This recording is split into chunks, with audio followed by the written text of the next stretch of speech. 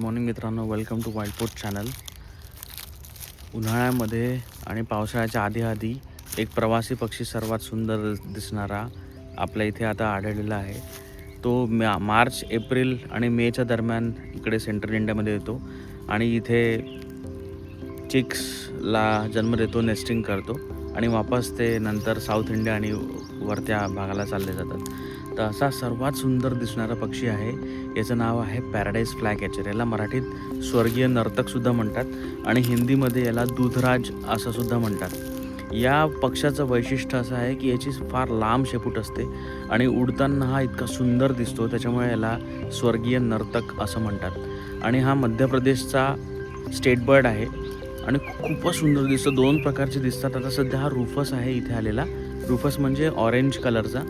2 टाईपचे मेल असतात. एक व्हाईट कलरचा असतो, एक रुफस कलरचा असतो आणि फिमेल जी असते ती नेहमी रुफसच असते. तो खूप सुंदर असा दिसला आहे हा, बघा तुम्ही व्हिडिओ. आणि याचं सायंटिफिक नाव आहे टेरेप्सिफोन पॅराडिझी. जर हा व्हिडिओ तुम्हाला आवडला असेल तर चॅनलला नक्की सबस्क्राईब करा.